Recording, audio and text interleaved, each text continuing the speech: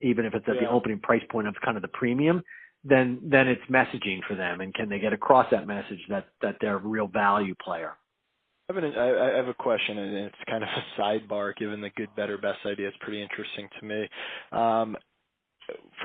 because there's a huge psychological component to it, right?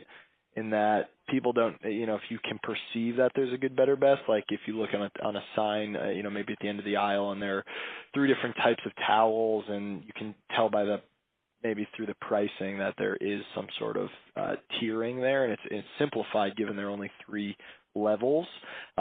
Did you see that more people fell into the middle category, or were people still was the bulk of the volume coming through the lower level? Yeah, by nature of that design, you're kind of, playing to the middle. Yeah, that's how it works, right? That tends to be where it is, and you have a if you want to call it, you have your 20% that are at your good and 20% that are at your best, and the rest kind of the 60 fall in the better. I mean, that's just kind of almost statistically, that's kind of how it's designed, right?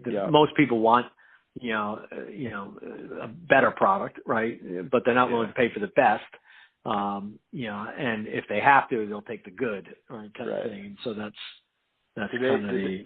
Did you ever play with pricing? And if you view something instead of being, I'll let you simplify pricing, but $10, $15, and $20, you'll get your 20, 60, 20 split, like you were mentioning.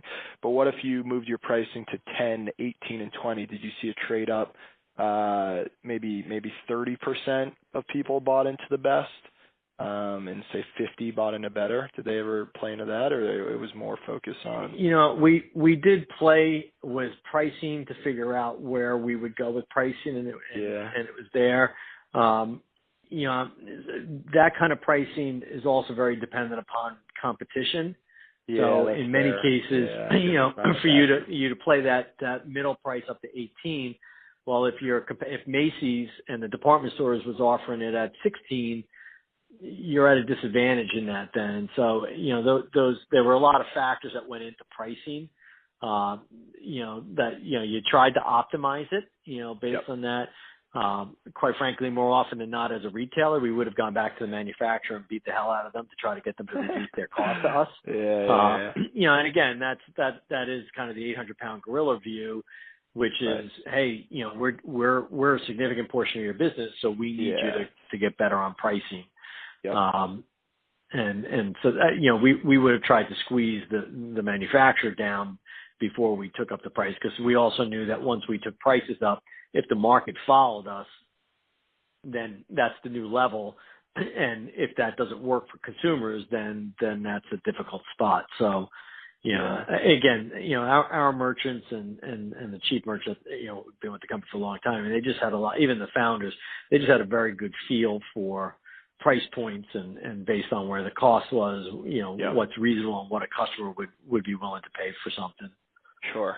And stepping to an earlier topic, we touched on this at the beginning because I was asking you if you saw any response at the time by Bed Bath to some of these DTC players, and what your response was. Basically, you kind of saw Amazon, Wayfair, Hayneedle, et cetera, starting to nip at the heels, but there wasn't really a need for a response yet. What are you seeing, if you're seeing anything and following this closely today, what are you seeing these larger players doing to maybe defend turf or to react or to try and innovate?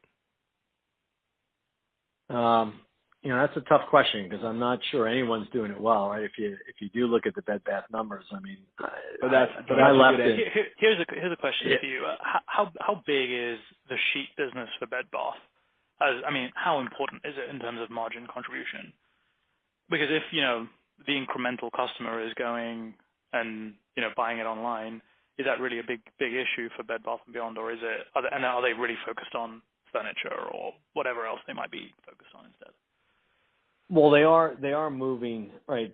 They've put a big focus on furniture, right? The bedding is for the margin structure, it's a good margin business for them. There is some compression, right? You do give up a little bit when you're selling it direct, just based on the cost structure associated with selling that product and free shipping and all that kind of stuff that comes along with it. you know, they're looking, right, if you've listened to their